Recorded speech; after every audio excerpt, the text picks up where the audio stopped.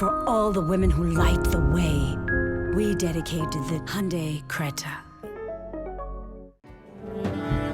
This could be. In a country that has produced iconic jazz maestros, Thandi Ntuli stands out as one of the most celebrated contemporary jazz musicians of her generation.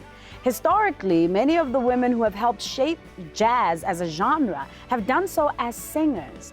Thandi is lauded for taking the craft of music forward. As a multi-instrumentalist, she can hold her own among the men in the industry, not just locally, but on the global stage.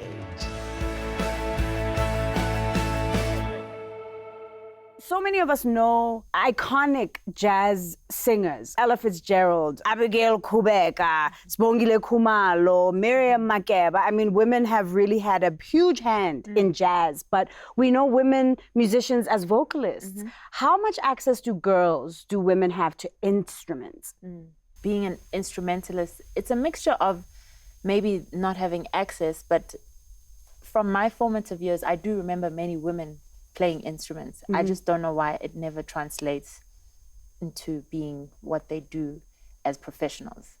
But I'm sure you've had to be deliberate to stick to wanting to be a particular kind of musician. Yes. I mean, you are gorgeous, so I could just as easily see you on the cover of an album, you know, as the new it jazz vocalist, right? To stick to your guns. It must have been quite challenging. That's definitely, it was very deliberate. And a lot of people ask me why for my first album I didn't sing. And that's exactly what it was about, is that I knew that I play piano and I sing.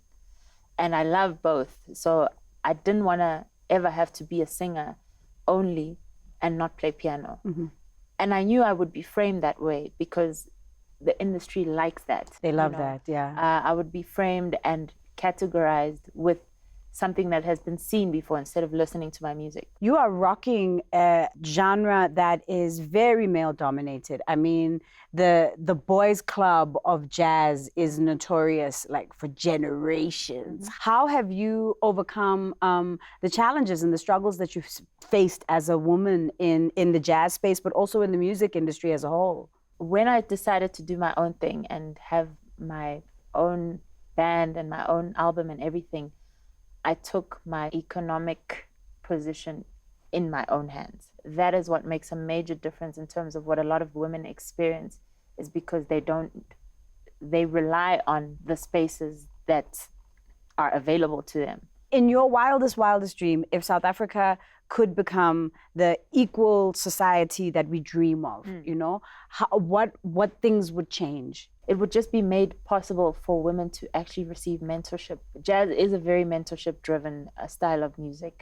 A lot of men have the advantage of they love this bass player and they just spend some time with him and whatever. And they get to hang out. And in the process, you learn things. And they learn things. They learn about the person's career. They learn history. It's a history lesson. It's a philosophical lesson. It's just a lesson in life when you spend time with a musician. But it's difficult as a woman.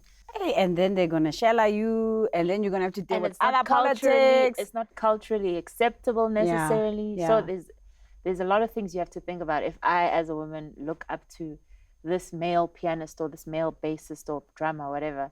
So memory, mentorship, and I mean, I'm not sure about the pay gap, but I bet you it's there. Completely, Yeah, yes. I'm not a fool to think that just because I'm in music and I'm doing my own thing that there's no pay gap with us. We're probably negotiated down a lot more than men are. Definitely, yeah. I have no proof of that, but I also don't need it because I have proof of it in other industries. But you are thriving.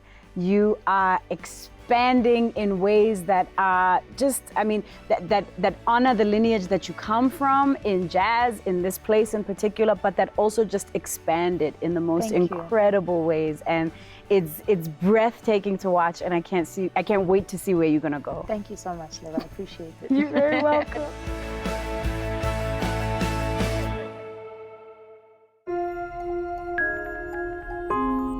For all the women who light the way, we dedicate the Hyundai Creta.